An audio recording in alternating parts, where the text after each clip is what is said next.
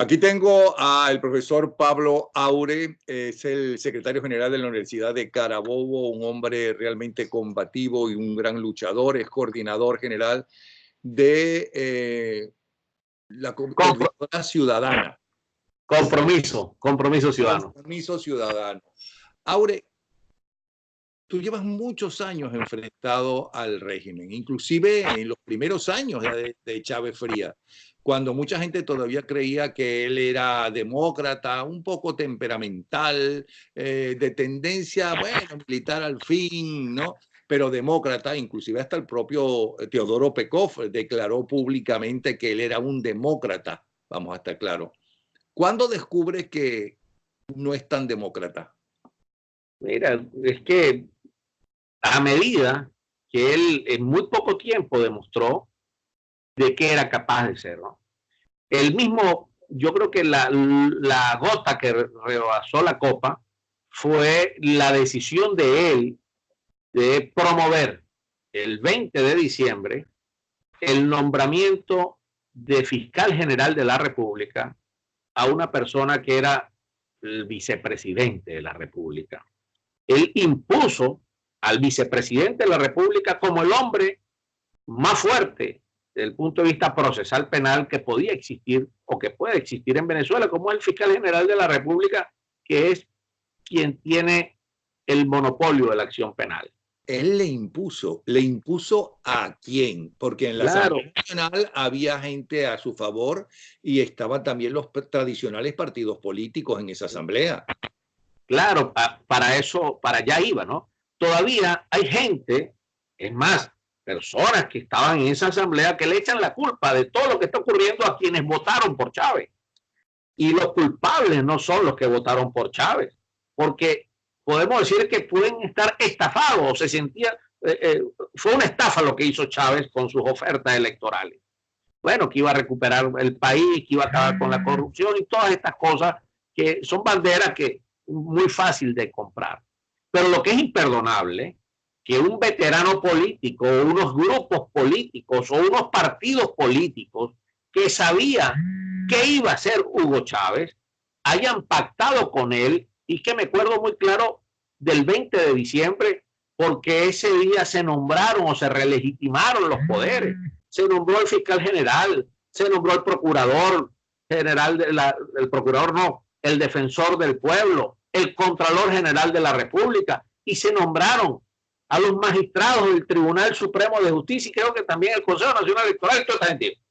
Pero eso hubo un acuerdo político entre distintos partidos políticos, y de aquí voy a excluir, fíjate tú cómo son las cosas y cómo van cambiando, tengo que excluir a Primero Justicia, porque creo que ese día los muchachos, digo los muchachos porque eran muchachos en esa época, hace 20 años, llevaron unos cochinos o un cochino a la Asamblea Nacional y dijeron que esto fue una cochinada lo que hicieron.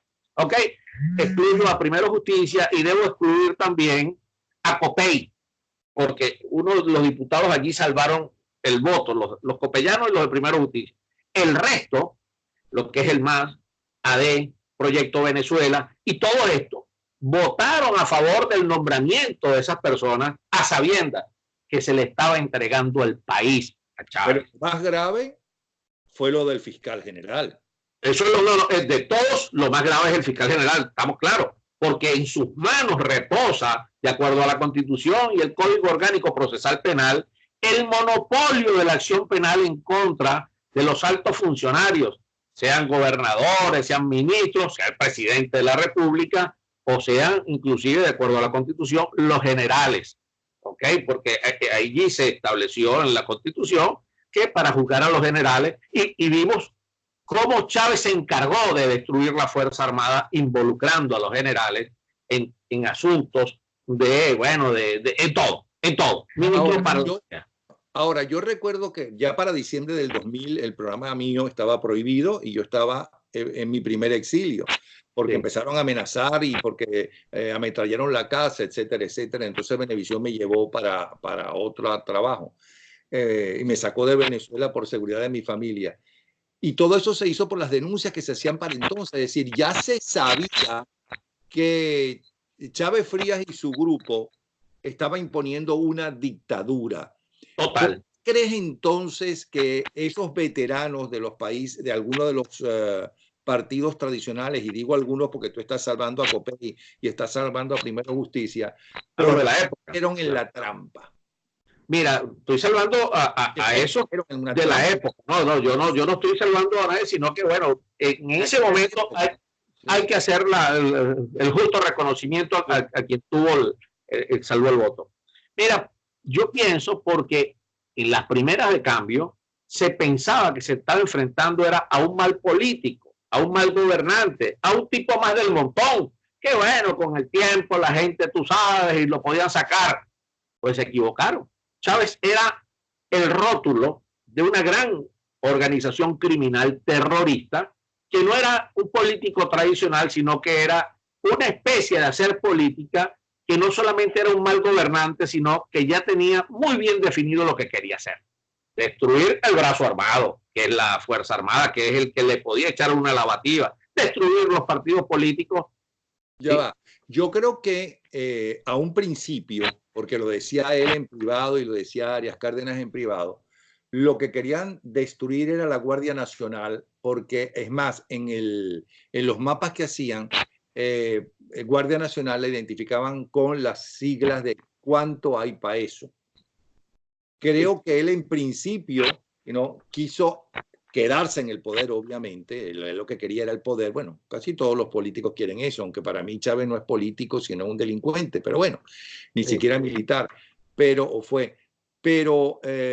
fundamentalmente es que él sintió que Fidel Castro, con la palabra exacta de la lengua castellana, le jalaba bola, mientras que las primeras personas a las cuales él acudió y que se sentía identificado porque lo decía, como Tony Blair, como la Tercera Vía, como cuando fue a tocarle la campana para cerrar una de las jornadas de Wall Street, donde está allí el significado máximo del capitalismo, es Wall Street. Allí, ¿no? Es verdad que lo recibieron, pero no estaban buscando apoderarse de él o apoderarse de su gobierno como hizo Fidel Castro, y él sucumbió a un encantador de serpientes mucho mayor y más experimentado que el propio Chávez Frías. Yo creo que eso más bien pasó, porque eso de decir que Chávez Frías, desde antes de ser parido, era comunista ya, como dice mucha gente ahora por los Twitter, ¿no? Que ya lo sabían. Eso no es verdad, porque si no, quien fue su mujer de la época y con quien él conspiró y la llevaba para todas partes, Irma Marsman, y quien es su compadre, con que estuvo también en el 4 de febrero, ¿no? Y que no quiere saber nada de él de hace mucho tiempo, que es Urdaneta, lo hubieran descubierto. Mira, no, yo creo que él, más que una filosofía de alguna ideología, yo creo que él tenía una gran carga de resentimiento. ¿Okay? El resentimiento es como un plato de cultivo, un caldo de cultivo para el ver cosas. Y el comunismo, el socialismo o toda esta sinvergüenzura encuentran perfectamente al resentido social, al acomplejado, al enfermo, oye, como sus principales banderas. Y por eso él se encargó de fomentar el resentimiento en el país. Y bueno, y en cuanto a que lo recibieron en Wall Street y toda gente, vamos a estar claro, porque el tipo, Hugo Chávez, al comienzo había como mucha simpatía, o más que simpatía, la gente lo veía como una ave rara, ¿ok?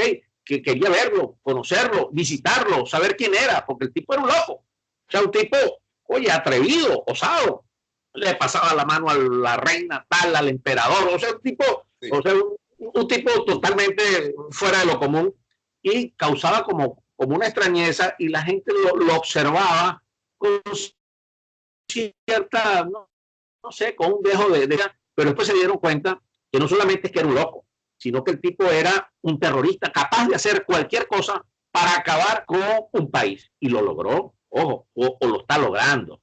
Al menos destruyó todo lo que fue el aparato productivo en el país. Con casi todas las instituciones la ha destruido. Las que no ha podido intervenir, bueno, vía presupuestaria, él. Y bueno, por eso a mí me molesta, Napoleón, y disculpa que voy a hacer un poquito aquí de un paréntesis. Cuando la gente sale ahora como el chavismo originario, tratar de defender un legado en contra de Maduro, como que si Maduro fuera algo distinto a Chávez. Maduro es el hijo de Chávez, el peor hijo, o sea, lo que te puedo decir es, lo peor de Chávez está representado en Maduro, y Chávez era un tipo maligno. O sea, ¿qué legado está defendiendo alguien que este es el chavismo originario? Por eso a mí me molesta cuando la gente dice hay que hablar con el chavismo originario para que en una coalición, en una conformación del gobierno estén los chavistas originarios. Por Dios, esos son los sinvergüenzas, esos son los criadores de estos monstruos. Pero lo mejor de todo de lo que estamos viviendo los venezolanos es que si alguien pudo ser un verdadero demócrata, ¿no? Y que su resentimiento contra un padre que aparentemente no conoció, ¿no? Porque la madre, después de una pelea con su marido actual, si es que están casados, el viejo, ¿no? ¿Cómo se llama? Se va de la casa y queda preñada con otro hombre. Y cuando ella regresa, al parecer le dijeron, tú puedes entrar, pero ese bastardo, como dijo, no va a estar aquí, por eso es que lo cría la abuela. Eso habría que estudiarlo, a ver si es cierto o no. Eso es lo que se dice en una parte de Barinas y en la familia. Pero de todas formas. Sí, pero yo en parte sí, de verdad, yo ahí soy... No, y además no me interesa la vida privada. No, eso viene por lo siguiente. Su educación fue gracias al Estado venezolano y a la democracia. Ya lo creo. Porque ahí fue en escuelas públicas. Su profesión de militar fue gracias al Estado venezolano y a la democracia.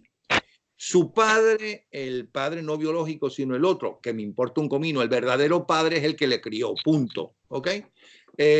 ¿Cómo se llama? Era de Copey, vamos a estar claros, y era un hombre muy bien visto en Copey.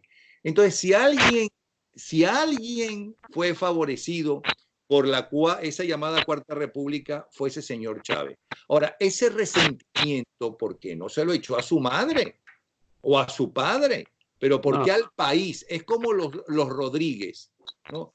Como dijo la propia de él, si esta es nuestra venganza. Bueno, pero ¿qué culpa tiene el país? Ahora, vamos a cambiar el tema si tú quieres, porque siempre me he preguntado, bueno, pero ¿por qué lo pagó el pueblo venezolano, ¿no? Los resentimientos de esta gente. Ahora, ¿cuál es la salida? Porque yo insisto que esos no son políticos. Ellos son una banda de narcodelincuentes. Ellos tienen mucho que perder si pierden el poder, al igual que tiene mucho que perder el ELN, la FARC y Hezbollah. Claro, eso es perfectamente lo que tú dices. Esa es su política criminal. Lo que son, no es que son malos gobernantes, es que ellos están haciendo de acuerdo a sus deseos lo que está pasando. Ahora, por eso es que yo me opongo a los diálogos. Los diálogos, primero, tú dirás, no, es que con los secuestradores se dialoga, sí, pero se dialoga con francotiradores, con una fuerza de choque, con que si no lo entregan al secuestrado, bueno, los pueden eliminar. En cambio, si tú te sientas con una banda criminal sin tener una fuerza coercitiva que los obligue a hacer algo, tú estás perdiendo el tiempo. Estás perdiendo el tiempo. ¿Y qué otra cosa, Napoleón? ¿Qué le puedes ofrecer tú a una organización criminal que no solamente es nacional, sino multinacional? ¿Qué le puedes ofrecer tú de verdad, distinto a lo que ellos tienen? ¿Qué quiere un delincuente? ¿Qué quiere un criminal? Un criminal lo que quiere poder, quiere impunidad, quiere cometer sus fechorías sin el riesgo de ser perseguido, quiere tener como el amparo de un Estado, legítimo no, pero lo tienen.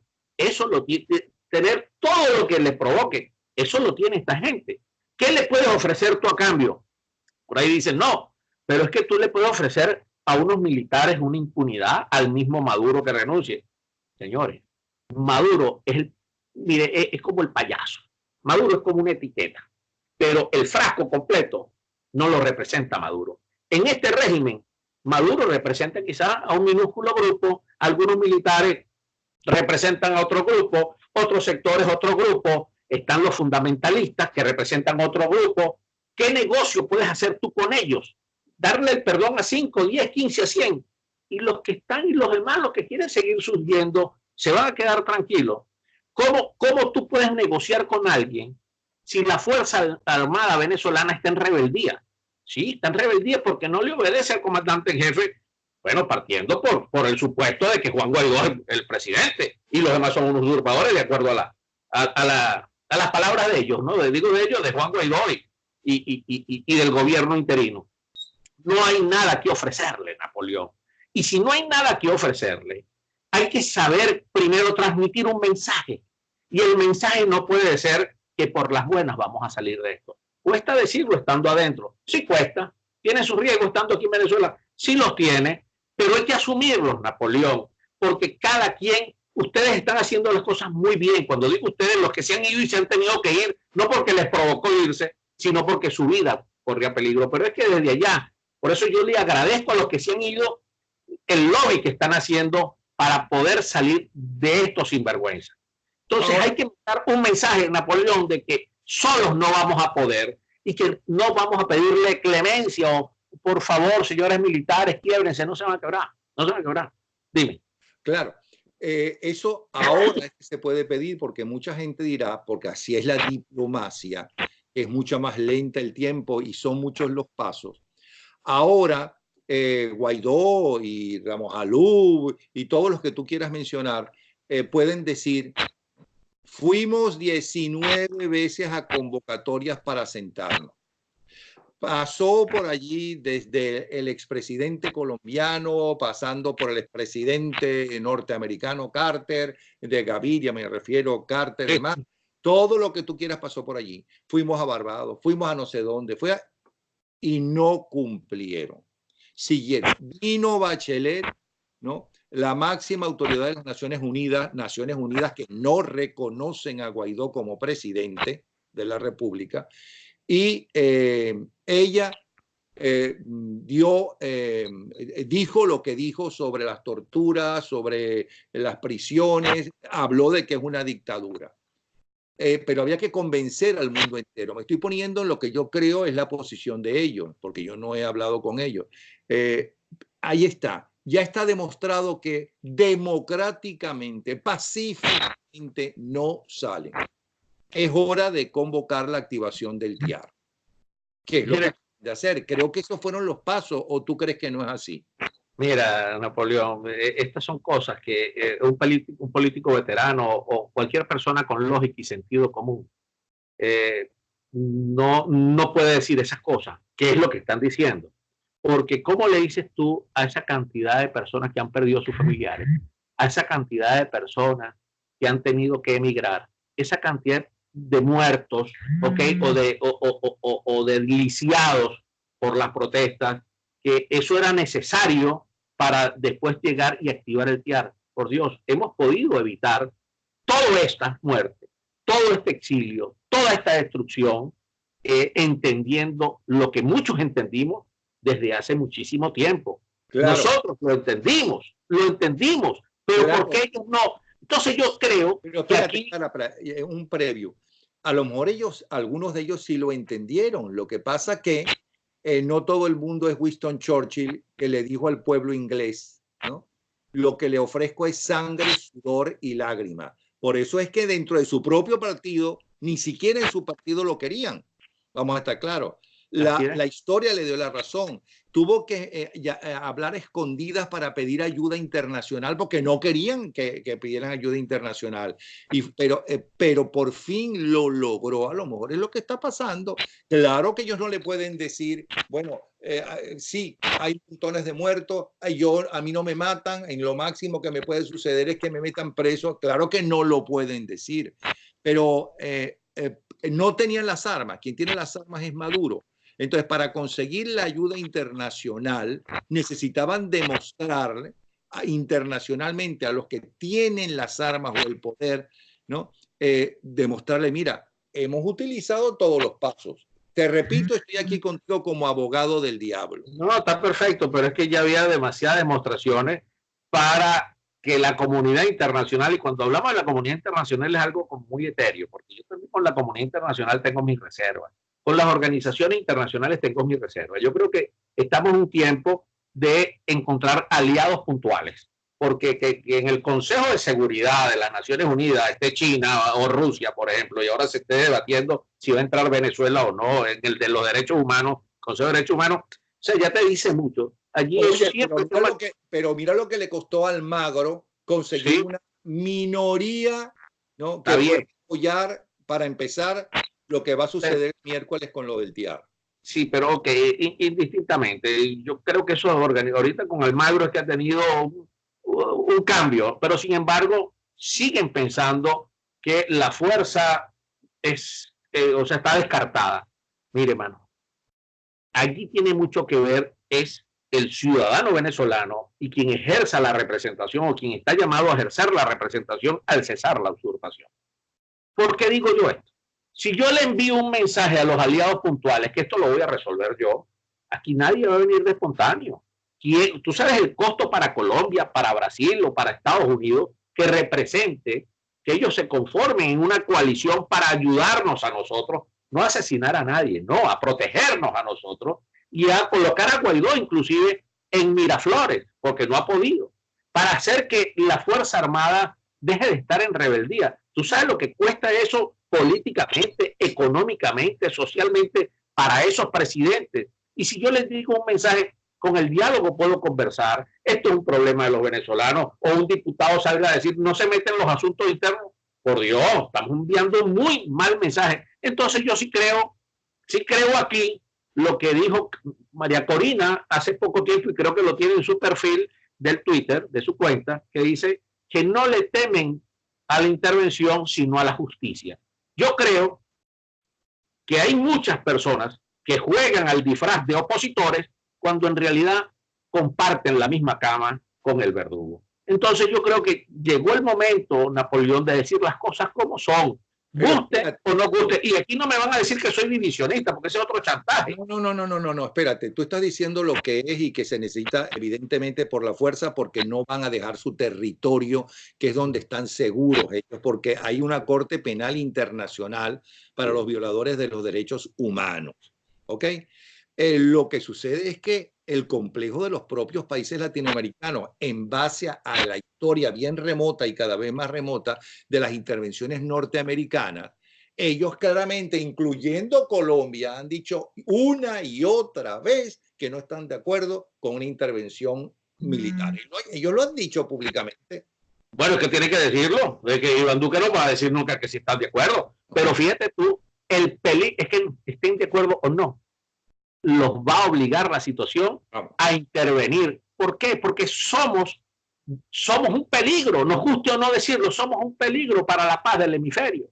Somos un peligro porque aquí, teniendo nada más la Fuerza Armada en rebeldía, siendo público y notorio, lo ha denunciado el mismo Iván Duque, que aquí existen células de la guerrilla y del, sea FARC, disidente, o el ELN, y del Hezbollah o del Hamas. Entonces, ¿cómo Carrizo va a pensar Duque o Bolsonaro o Estados Unidos que estos tipos se van a quedar solo en Venezuela? Esto va a ser el centro, o es el centro de operación de su bandidaje. Napoleón necesariamente, ojo, y es que le interesa a Duque y a Bolsonaro terminar con este estado fallido que vivimos aquí en Venezuela, y un estado fallido donde no funciona nada, y aquí no funciona nada. ¿Por qué? Porque mientras más tiempo pase con estos malandros en el poder, se llenarán las fronteras y esos países de más ciudadanos venezolanos buscando prosperidad y estabilidad, y eso repercute en su economía, en sus cuestiones sociales, en su seguridad. Entonces eso va a ser también no solamente el peligro que ya representa la mafia aquí en Venezuela, sino la gran carga que va a representar esos millones de refugiados o la diáspora para estos países. Va a representar un gran peso, seguirá representando un gran peso. Entonces ellos se tendrán que involucrar. Por eso yo reconozco que el anuncio, así sea regañadientes, así esté en contra de lo que quisieran muchos o pocos dentro de algunos vocerías opositoras, de activar el TIAR es un paso importantísimo. No quiero... Sí, pero espérate, pero ya dijo el representante norteamericano que activar el TIAR no significa intervención militar. Ya lo creo, es que nunca va. Pero ¿quién va a decir? Ven, es que aquí nadie va a decir, nadie va a decir eso, pero lo contempla. Lo contempla. Es como que si un abogado o va a realizar un acto de embargo, aquí yo, o sea, para que se ejecute, se hace acompañar de la fuerza pública. Ahora, si nadie dice que va a haber acto de fuerza, pero si el demandado o el sentenciado no cumple, es la fuerza pública la que se va a encargar. Esto no están anunciando que es una intervención militar. Ojo, y esa palabra intervención militar es como incómoda.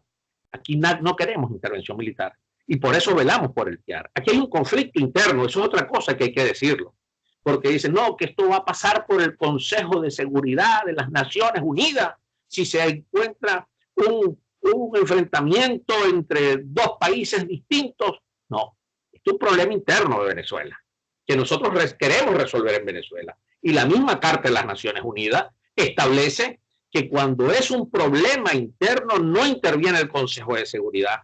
Y al no intervenir el Consejo de Seguridad de las Naciones Unidas, eso corresponde a los cancilleres del TIAR, que no es toda la OEA, sino los miembros signatarios o las partes contratantes del Tratado Interamericano de Asistencia Recíproca, y las decisiones se toman con la mayoría más uno. Es decir, si son 18 los integrantes, con 10 integrantes basta. Y lo van a aceptar. Lo van a aceptar. Ahora, pero fíjate tú, ya va, Napoleón. Ya están aceptados. Sí, ya un previo, porque el TIAR contempla varias medidas, es decir, ruptura diplomática, cese de las comunicaciones ferroviarias, marítimas, bloqueos, ya todo eso ha ocurrido. El 14 de agosto, Napoleón, el profesor Andrés Megravi y mi persona acudimos al Tribunal Supremo de Justicia para solicitar una interpretación sobre el artículo 8 del Tratado Interamericano de Asistencia Recíproca, es decir, que aclarara a la opinión pública con vista a unas declaraciones de Gustavo Tarre, Gustavo Tarre, diciendo que primero se tenían que agotar algunas vías, estas vías diplomáticas, estas vías que no constituyan una coalición armada, una fuerza armada. Ya todas esas vías se han agotado. ¿Qué le pedimos al TSJ? Mire, aclare este punto, esta medida, este artículo 8, si en realidad lo que debe venir en este momento es la conformación de una coalición militar interamericana. Todavía no se ha pronunciado, probablemente entre hoy, las próximas horas y mañana debe producirse alguna sentencia en el Tribunal Supremo de Justicia en el exilio en la Sala Constitucional. ¿Qué quiero decir con esto, Napoleón? Aquí, por supuesto, los términos de la diplomacia muchas veces no, siempre son, casi siempre es para recoger los vidrios. ¿Ok? Después que todo está roto, viene la diplomacia. Yo no solamente de recoger los vidrios rotos, que ya bastante vidrios rotos hay, sino de evitar más muertes.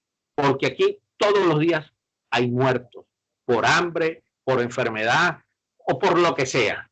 Y entonces, ¿cuántos muertos hacen falta para que la comunidad internacional o los países, sea Colombia, Brasil, se den cuenta? ¿Y cuántos muertos hacen falta para que los que todavía de buena fe aquí en Venezuela, hay gente de buena, muy buena fe, la mayoría que apoya a los pasos de Guaidó son de muy buena fe, porque también hay que decir esto. A mí me choca a veces cuando yo hablo con un amigo mío, dice, Guaidó sabe lo que está haciendo. Guaidó está asesorado por los Estados Unidos. Tranquilo que el tiempo lo está calculando perfecto. Falso. El tiempo no lo está calculando perfecto. Yo fui para la frontera, ¿vale? Cuando la ayuda humanitaria iba a entrar sí o sí. Allí hubo muertos, allí hubo detenidos, ahí hubo personas que perdieron muchas cosas. Entonces, ¿cómo vamos a sacar a la gente si no estamos seguros de lo que estamos haciendo? Por eso yo no estoy tan convencido que esté seguro en el cese de la usurpación asesorada por los Estados Unidos, porque uno de los principales sorprendidos fue Iván Duque cuando se enteró de las conversaciones en Oslo, ¿o no? Porque, cónchale, ¿cómo tú vas a conversar con las mismas personas en Noruega que fueron los que supuestamente pacificaron a Colombia? Y ya vimos lo que ocurrió con la ruta noruega en Colombia, que ya los guerrilleros nuevamente, que nunca dejaron de ser guerrilleros, lo que ganaron fue una plata allí, unos curules allí, y que no entregaron ninguna armas, sino una chatarra, una cosa ahí que no servía. Entonces seguían delinquiendo. Mire, hermano, ¿cómo justificamos? O cómo, es que expliquemos la lógica. ¿Cómo Venezuela se va a mantener con 500.000 barriles de petróleo diario? Aquí entra dinero por otro lado. Pero no lo estoy diciendo yo. Lo han dicho personas, analistas, cómo se maneja la cosa aquí, la bolsa ya, cuánto es el dinero que puede desplazarse en el mundo. Aquí esto lo debe estar manteniendo otra fuente de ingresos distinto al petróleo. Quizás las vías no convencionales, los metales preciosos, el uranio, el petro, lo otro, el oro, que no se sabe quién es el que tiene el monopolio, ni nunca se declara qué es lo que sale y qué es lo que entra, mejor dicho, qué es lo que sale, porque no entra nada. Aquí no entra nada en Venezuela, aquí todos se lo llevan y siguen llevándolo. Con el oro están financiando el terrorismo. Sí, entonces yo lo que quiero, mira, para volver al tema de la intervención, que yo lo que quiero es que cese la intervención de Cuba o la injerencia de Cuba, la rusa. Ya los chinos se están un poquito medio alejando porque son más pragmáticos que estas dos anteriores, ¿no? Entonces, ya cuando dice no a la injerencia, claro que yo estoy de acuerdo con la no injerencia. La autodeterminación de los pueblos, ¿quién no va a estar de acuerdo con la autodeterminación de los pueblos? Lo que yo no estoy de acuerdo es con la autodeterminación de la tiranía, ¿ok? Los estados la conforman tres elementos: territorio, población y poder. El poder puede ser democrático o tiránico, que es el que tenemos acá en Venezuela, tiránico. Cuando hablamos de autodeterminación de los pueblos, es de los ciudadanos y no de quien ejerce una representación no legítima en Venezuela, aunque esté reconocida por otros países como es Nicolás Maduro. Y reconocido Juan Guaidó por 53, 60 países. Pero ¿qué haces tú con el reconocimiento expreso de 60 países, como es Juan Guaidó, si en realidad no ejerce las funciones de presidente de la República? Entonces, yo creo que aquí lo que estamos llamados, Napoleón, es a sincerarnos todos, a decir las cosas como son, nos gusten o no nos gusten. Lo primero que tenemos que reconocer sin complejo es que solos no vamos a poder salir de esta tiranía.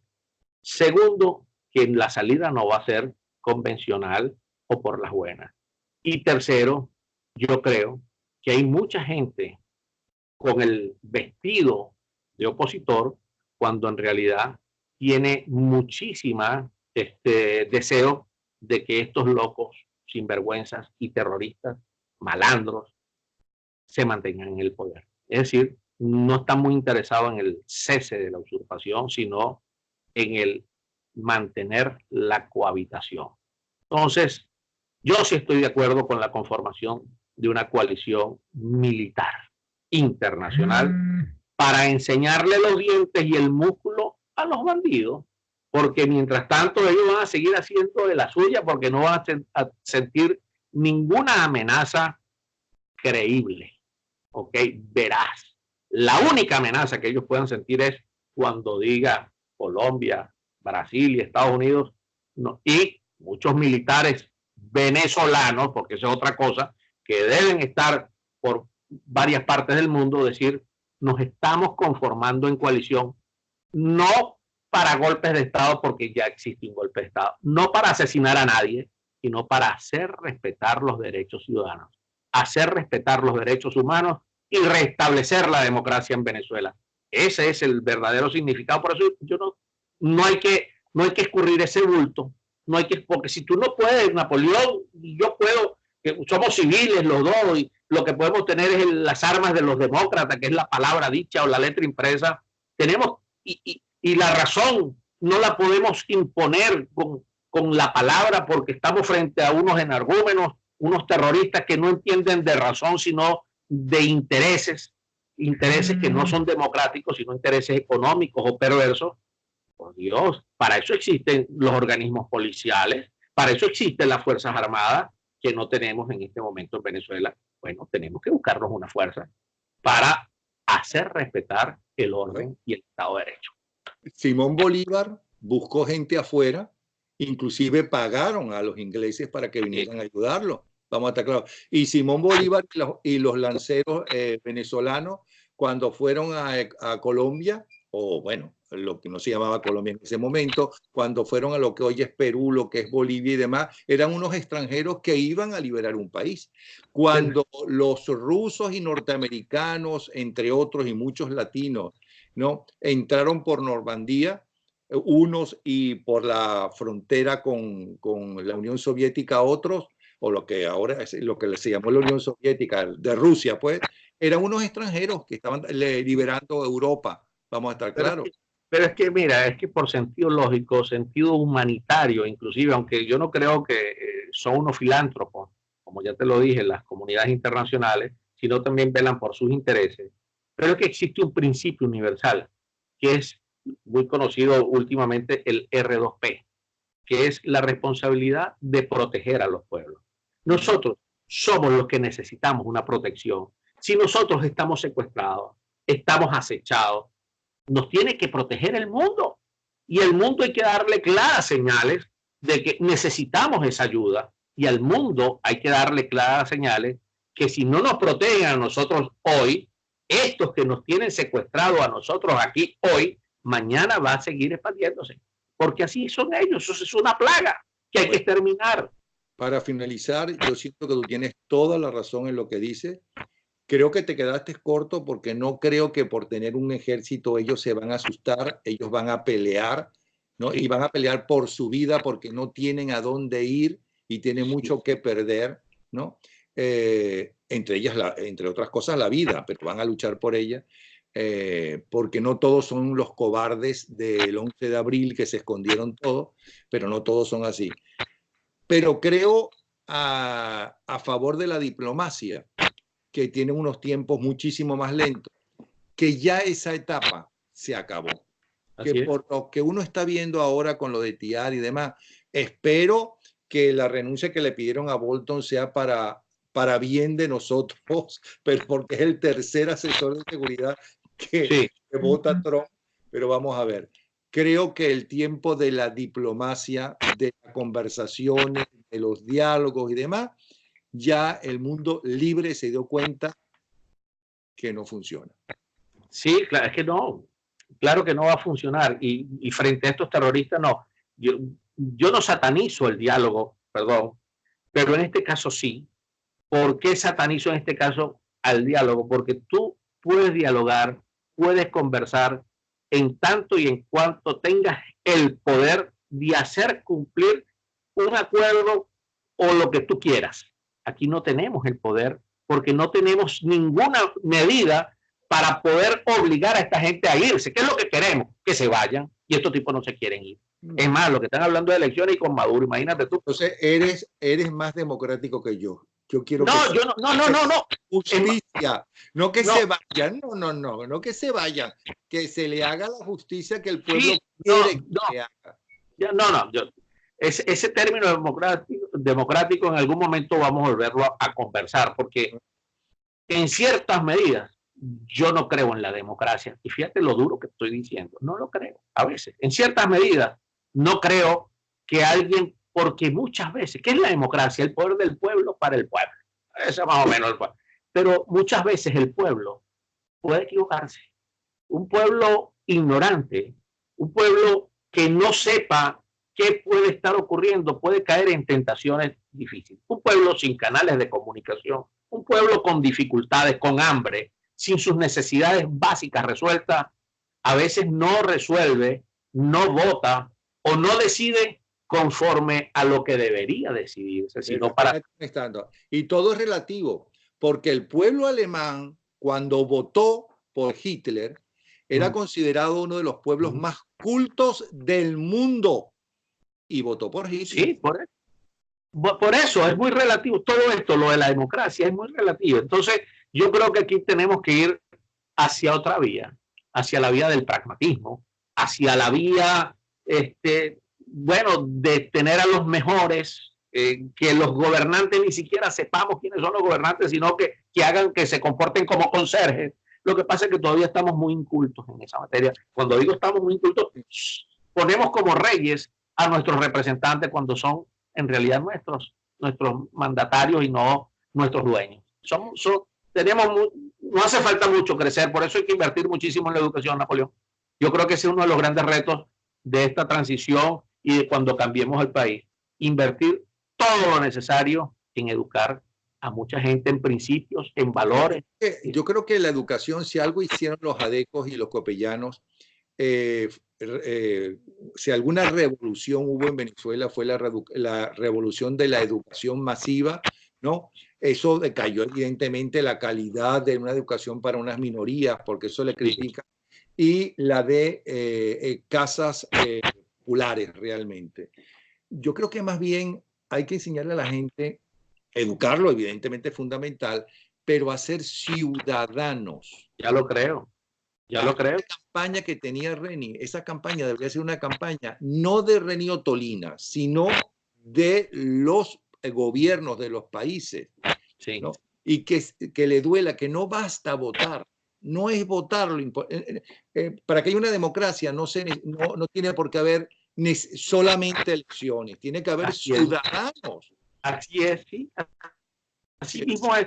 Comparto todo lo que estás diciendo. Comparto todo lo que acabas de decir, porque una democracia es mucho más que el voto. Una democracia es mucho más que elegir. Una democracia es de todos nosotros cumplir nuestro rol ciudadano, porque nos comportamos como habitantes, como individuos, como seres, como personas que lo que hagamos o dejemos de hacer pensamos que no le afecta a nadie. No, no.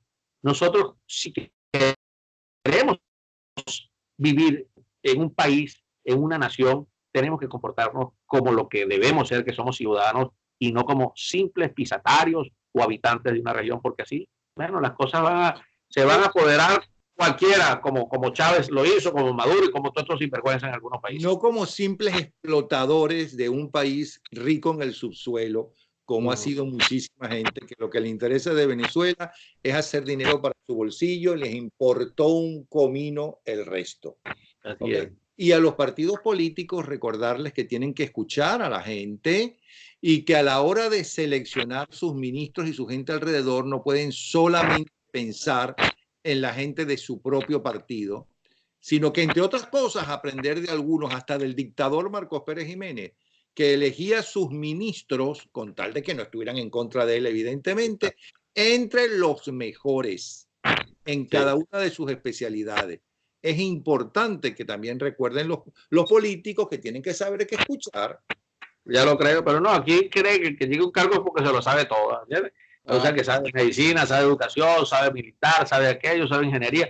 No, papá, ese no es un gobernante. Pero a los ciudadanos les corresponde y a los militantes de partido exigirle, ¿no?, a quienes están en el poder, ya sea directo o indirectamente, ya sea en Miraflores o sea en el Congreso Nacional, ¿no?, que los tienen que representar, que tienen que cumplir con su palabra, además, porque uno puede criticar mucho a Trump, por ejemplo, ¿ok?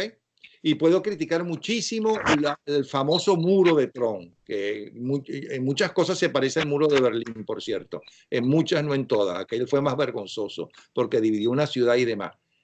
Pero en lo que tú no lo puedes criticar es que los que votaron por él votaron para que cumpliera ese absurdo muro, ¿no? Sí. Y él está luchando por ese muro. Él está cumpliendo en ese sentido con su palabra. Eso hay que exigirle a todos los dirigentes políticos. Tú tienes que cumplir con tu palabra porque yo voté por ti, porque tú ofreciste esto y esto. Sí. Eso tienen que exigírselo. Y claro, ya lo creo. Sí, pero bueno, por eso no hace falta educación. Tú siempre estás en el programa porque inclusive tus grabaciones las ponemos, pero no habíamos conversado. Espero que dentro de pocos días estés de nuevo con nosotros. Okay. Yo mediante, apretado abrazo para ti y un gran saludo a nuestra amiga Ángela. Que estés bien. Un abrazo y nuestra admiración y tu coraje, ¿no? Gracias, Napoleón. Una cosa hacerlo desde afuera y otra cosa hacer lo que tú haces allá adentro. Un abrazo. Pero no lo digas muy duro. Hasta luego.